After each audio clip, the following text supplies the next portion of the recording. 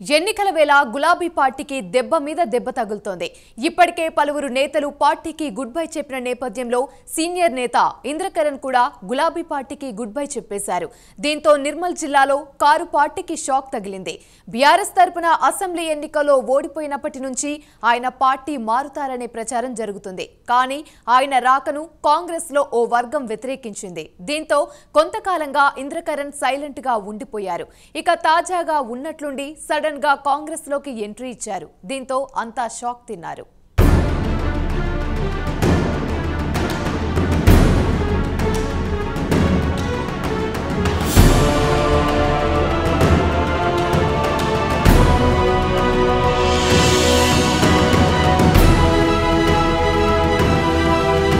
మాజీ మంత్రి ఇంద్రకరణ్ రెడ్డి బీఆర్ఎస్ నుంచి కాంగ్రెస్ లోకి వెళ్లారు. బీఆర్ఎస్ పార్టీకి రాజీనామా చేసిన ఇంద్రకరణ్ రెడ్డి తన రాజీనామా లేఖను బీఆర్ఎస్ అధినేత కేసీఆర్ కు పంపించారు.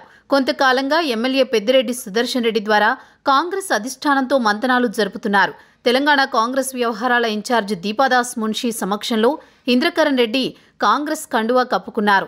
ఆయనకు కాంగ్రెస్ కండువా కప్పి దీపాదాస్ మున్షి పార్టీలోకి ఆహ్వానించారు. ఇప్పటికే పలువురు బీఆర్ఎస్ నేతలు కాంగ్రెస్ పార్టీ తీర్థం పుచ్చుకుంటూ వస్తున్నారు. పార్టీలో కీలకంగా వ్యవహరించిన వారు కూడా బీఆర్ఎస్ ను వెడుతున్నారు. తాజాగా ఇంద్రకరణ్ రెడ్డి కూడా పార్టీకి రాజీనామా చేయడం బీఆర్ఎస్ కు మరింత నష్టం కలిగించింది.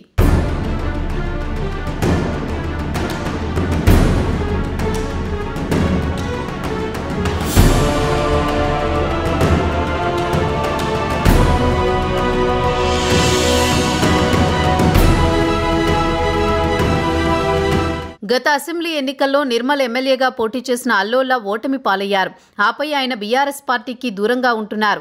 కొద్ది రోజుల క్రితం ఆయన కాంగ్రెస్ పార్టీలో చేరుతున్నట్టు తెలపడంతో నిర్మల్ డీసీసీ అధ్యక్షుడు కూచాడి శ్రీహరిరావు అనుచర వర్గాలు అల్లోల కాంగ్రెస్లో చేరికను అడ్డుకునేందుకు తీవ్రంగా ప్రయత్నించారు.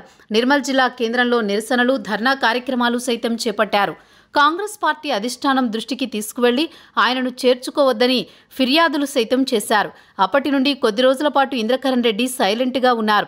బీఆర్ఎస్ కు దూరంగా, ఇటు కాంగ్రెస్ లో చేరికకు దూరంగా ఉండిపోయారు. ఇక తాజాగా ఉన్నట్టుండి సడన్ గా కాంగ్రెస్ లోకి ఎంట్రీ ఇచ్చారు. నిర్మల్లో మే 5న రాహుల్ గాంధీ పర్యటన, బహిరంగ సభ నేపథ్యంలో ఆయన చేరుతున్నట్టు తెలిసింది. కానీ అంతకు ముందుగానే ఆయన కాంగ్రెస్ పార్టీలో చేరారు. కాంగ్రెస్ పార్టీ రాష్ట్ర వ్యవహారాల ఇన్ఛార్జ్ దీపాదాస్ మున్షి ఆధ్వర్యంలో ఆయన కాంగ్రెస్ కండువా కప్పుకున్నారు. అల్లోల రాకతో కాంగ్రెస్ లో అసమ్మతి కొంతమేర ఉన్నప్పటికీ పార్లమెంట్ ఎన్నికల్లో గెలిపే లక్ష్యంగా పార్టీ అధిష్టానం నిర్ణయించుకున్నట్లు తెలుస్తోంది.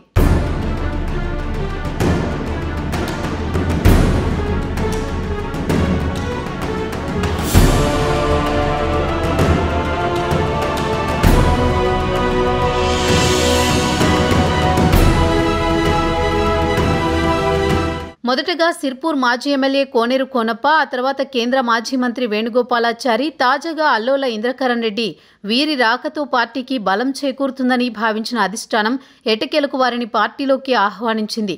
ఇక లోక్సభ ఎన్నికలకు కొద్ది రోజుల సమయమే ఉన్నందున కాంగ్రెస్ పార్టీ ప్రచారం గ్రామ గ్రామాల్లో, ఆయా నియోజకవర్గాల్లో బలోపేతం చేసి ఎన్నికల్లో కాంగ్రెస్ అభ్యర్థి గెలిపే లక్ష్యంగా పార్టీ అధిష్టానం యోచిస్తోంది. నిర్మల్లో గట్టి పోటీ ఇచ్చేందుకు గట్టి నాయకులు లేనందుని ఇంద్రకరణ్ రెడ్డిని పార్టీలోకి తీసుకున్నట్లు తెలుస్తోంది. ఇక బీజేఎల్పీ నేతగా ఉన్న నిర్మల్ ఎమ్మెల్యే మహేశ్వర్ రెడ్డికి ధీటైన నేత ఇంద్రకరణ్ రెడ్డి అని భావించి ఆయనను పార్టీలోకి ఆహ్వానించినట్లు తెలుస్తోంది.